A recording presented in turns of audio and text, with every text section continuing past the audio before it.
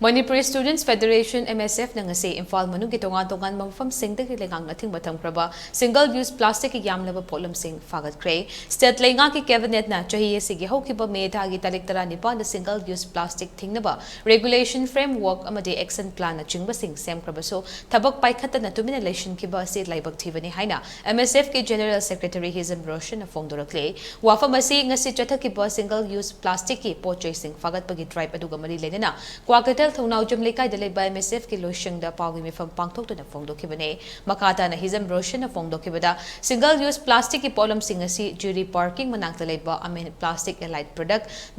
Dharmashalada leba Tripti Enterprises Alugali de leba Ganesh Shop amati MSRK Trading Haidaba Mafam Mari Isidagi Yamlaba Tungan-Tunganba single use plastic ki polam singasi fagat pangam kibane leingak amati mari lenaba authority na plastic ki polam singasi thingnaba cabinet na wale blotuna thabak thoram paikat na buwafam thamkibasu leidabasu ngasi fawba thabak oina onthokta na leiba si leibak thibane dong hek tabuga lambi ising thobjinba yauna kunai sida ahongba joithing kaya lakliba sida plastic asinasu achoba safu mapiribani haibasi aikoina khangfam toge maramasina kunai sida leiriba miyam nasu wakal tatuna plastic ki polam singasi yonba amade siznaba toklase leingak nasu kunai sigi miyam da plastic siznaba na piriba joithing singasi gi maramda mit mai oina ba paikhat piyaba awareness paikhat piyo ngasi chathaki ba drive pasida fagatlaba polam singasi Manipur Pollution Control Board ke authorized oiba collection center da miyam khangna kosinagane makatana single use plastic thingnaba MSF na lopham thokpa thodang lauduna fagatkani haina warol thamki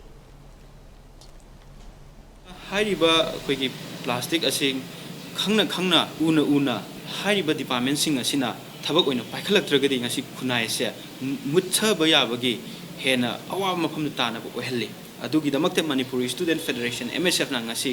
koi drive ama red ama koi chathabane hairiba phagal liba koigi single use plastic haitare koigi plate mathakta koigi plastic na koi potato ba hairiba plastic ase koigi hayeng Manipur Pollution Control Board ki authorized toba koigi collection center da koi pau piraga plastic sing ase koigi road construction da koi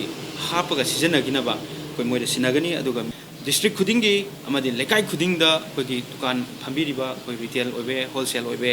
hariba plastic asi ban toba plastic sing asi yonbidana ba Manipur Student Federation MSF na so thamjari edu leingakna hariba ban toba sing miyamda koigi khangandana